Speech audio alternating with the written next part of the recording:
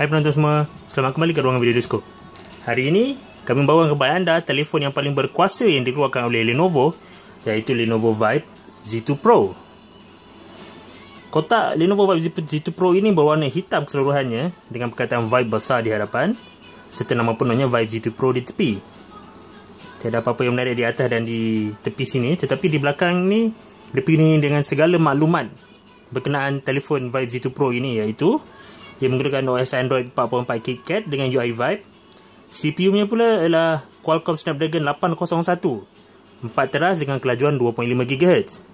Manakala skrinnya pula 6 inci dengan resolusi 2K HD serta RAM 3GB. Manakala kamera belakangnya ialah 16 megapiksel menggunakan sensor BSI dengan penstabil image OIS serta LED flash. Kamera hadapan 5 megapiksel dan baterinya 4000 mAh. Di bahagian bawah ini pula menunjukkan model Lenovo K920, nama lain untuk Vibe Z2 Pro, serta warnanya iaitu hitam, Starry Night Black. Dan kalau anda melihat imej, ia mempunyai dua imej yang menunjukkan ia menyokong dua SIM. Terdapat satu lapisan di luar kotak Vibe Z2 Pro ini yang perlu dibuka sebelum kotak ini dapat dibuka seterusnya. Jadi bila dibuka kotak, pertama sekali kita dapat melihat telefon dengan skrin 6 inci ni. Ya. Okey. Dan di bawahnya terdapat satu ruang yang menyimpan pengeluar SIM untuk slot SIM card. Dan ia didatangkan dengan pelindung skrin juga serta quick start guide. Dan di bawah sekali tersimpannya aksesori telefon ni seperti pengecas USB dengan output 2A, kabel micro USB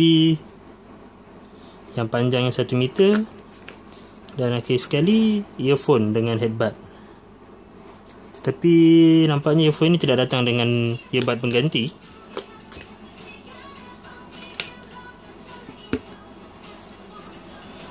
Vibe Z2 Pro mempunyai skrin sebesar 6 inci dan kita melihat tidak terdapat sebarang perkataan atau logo di hadapannya. Hanya terdapat pembesar suara dan juga kamera hadapan 5 megapiksel, dan di bahagian bawah tidak terdapat apa-apa, tetapi sebenarnya terdapat 3 butang kapasitif, back, menu dan juga home. Di bahagian kanan terdapat butang kuasa serta slot untuk card SIM. Untuk membuka slot card SIM ini kita memerlukan jarum yang diberikan tadi. Kita cucuk di bahagian lubang ini sehingga slot ini terkeluar dan kita tarik. Dan itulah, sebenarnya terdapat dua slot card SIM bersaiz micro untuk Vibe Z2 Pro ini yang menunjukkan yang menyokong dua SIM card sekaligus. Tetapi hanya satu slot saja yang boleh menyokong 4G. Satu lagi hanya menyokong 2G saja. Okey. Di bahagian atas pula terdapat satu port audio 3.5mm. Dan di bahagian kiri terdapat butang kawalan suara naik dan turun. Manakala di bahagian bawah terdapat port micro USB 2.0 dan juga pembesar suara. Ya, pembesar suara Vibe Z2 Pro terdapat di bahagian bawah dan hanya ada satu saja, bukan stereo nampaknya. Manakala di bahagian belakang kita dapat melihat Lenovo Vibe Z2 Pro menggunakan kemasan yang dipanggil brush aluminium.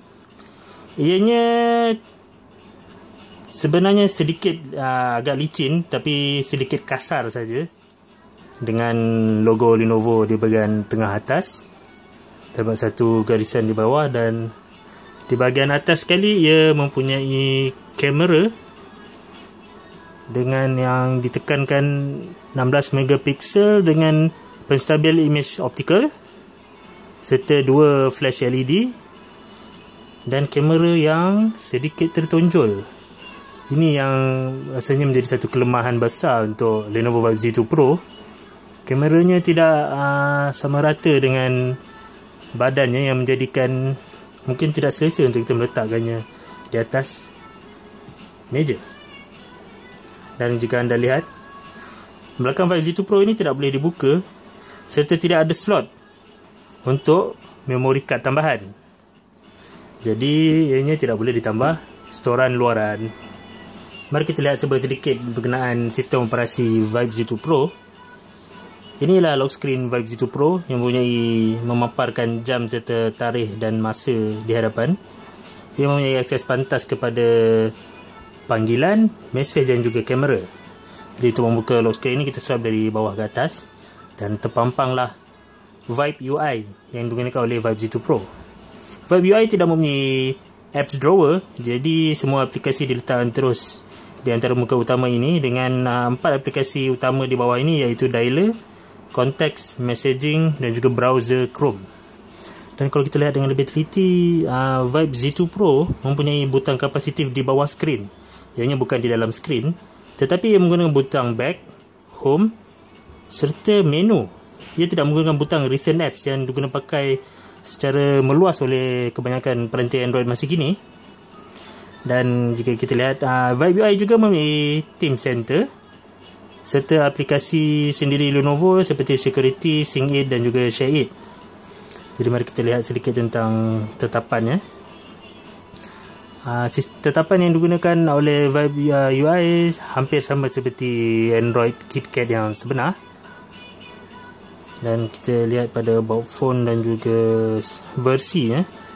Ia menerangkan tentang ialah Lenovo K920 dengan Android versi 4.4.2, prosesor Snapdragon 2.5 GHz, memori 3 GB dan storan dalaman 32 GB.